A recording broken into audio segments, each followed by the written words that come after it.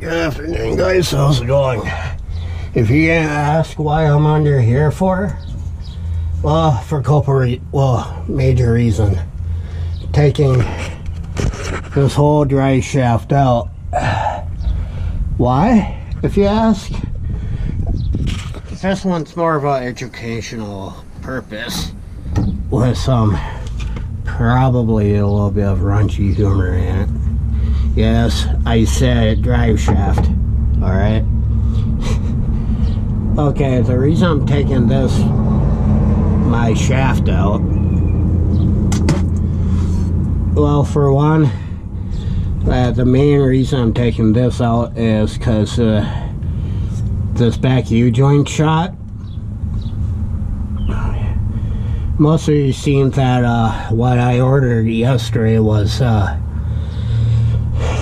U-joint, but I ordered two of them because if I'm gonna do one, I'm gonna do the other. So here's a couple of tips to help you guys out for doing something like this. If you're wondering how to tell you got a bad U-joint, is once your vehicle or your pickup starts to vibrate, like here that's a bad U-joint. One of the things is, like I said, if your truck or something is vibrating, could be a couple things: a bad wheel bearing or something. But I already diagnosed this to be a bad U-joint. So this is a 2004 Dodge Ram 1500 with a 5.7 Hemi in it. Alright. These bolts here that I'm taking out of this yoke right here for yes, I said yoke. I'll show you what I mean. This whole thing right here is the yoke. Basically, the U-joint sits right in here with these pins or pen holders. Basically, there's few ways to take the U-joint out. I said a couple ways. Gonna save you some time and a headache here. When you're doing a U-joint here, there's like 2 or 3 ways you can do this. Normal, if people don't have a floor press, they use a hammer and a socket that will fit here where the pins, not the pins, but where this little deal here holds everything down. And they find a socket, pound it that way. Or you can take a C-clamp and drive it out there. That's 2 ways, okay? 2 ways. And the third way is using a floor press, like what I have. Yes, I've done the socket one before, and I don't like it. So you can either these bolts for the drive shaft are 15mm bolts. So with that being said, it's just basically locking the front tires up, put the rear axle up in the air to actually get the wheels to move.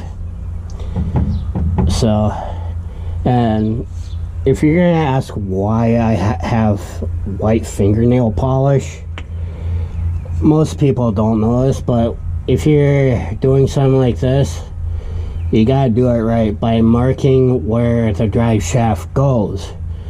Cause if you don't put it back where it was before, you can screw up the yoke, the U-joint, and everything. So, with that being said, yeah, I have had a dry shaft fall out because the U-joint busted right here at the yoke. Oh my god, it looked like a $2 hooker, sounded like it was getting banged all over. Oh yeah. So, and I could tell these are pretty well shot. And my recommendation for before you put the drive shaft back in, make sure these U-joints are full of grease. I got a grease gun. Basically, you fill the U-joint till you see grease coming out. They might be pre-greased and whatnot, but it won't hurt to put more grease in it so you can get more life out of it.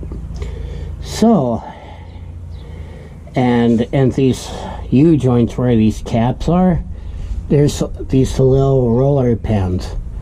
Look like lead pencils, but it's not. They're little bearings that help the drive shaft and the U-joint.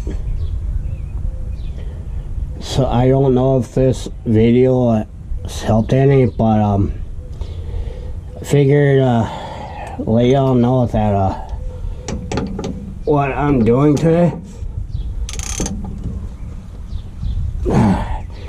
Sometimes some of these bolts are a pain in the ass.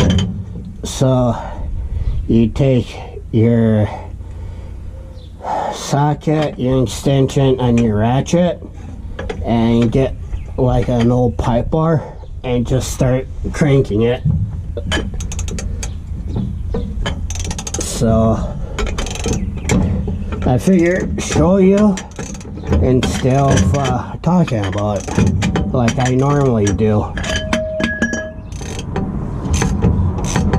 So yeah, hope you guys don't mind I show how I'm doing this, you know.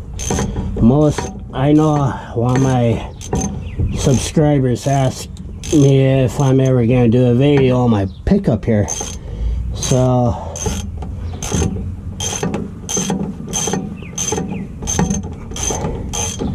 I figured come on here, talk this afternoon a little bit while I'm taking this drive shaft off.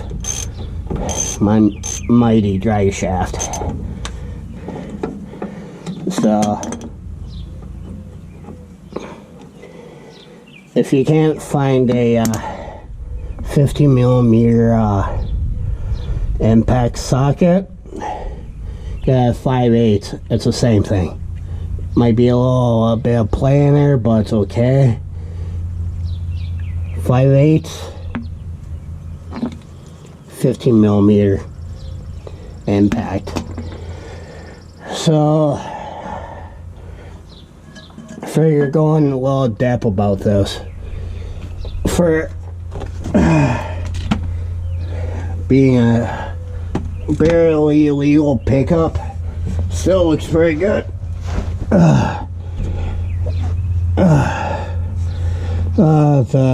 This bolt's gonna be fun by the fuel tank here. I'm planning, when I can afford it, I'm planning on doing this out, debating if I'm gonna keep the cats on here or not. So, alright. Yeah, it's supposed to be tight, not loose as Caitlyn Jenner is. So that should be it for, and like I said, always make sure where it's marked right here, these are the weights to help it balance it out. And right up here, here's another U-joint, and that can be replaced too. I think I got 2 of them ordered. So if y'all ever want me to do another do-it-yourself video like this, let me know.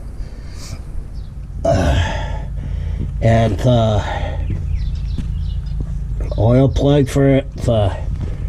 If you ever decide to do an oil change on a Ram or a Dakota with a V6, the 4.7, 318, the 360, and the Hemi. Normally, those, yeah, see where my finger's pointing? The drain plug's right there for an oil pan. That is about an 18 millimeter bolt, so you need a 18 millimeter for that. And the oil filter number from like, let's say, a Walmart is a PH16.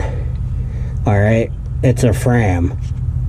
That's what I use mostly on this thing, is Fram and Valvoline. Most we use Quaker State or Pennzoil. Me personally, I prefer Valvoline because I like that shit better than I do anything else. So, and when you're doing an oil change, make sure you do it hand tight, not this bullshit Jiffy Lube shit tight, where you have to puncture it with a screwdriver. I've done that. So, see you later.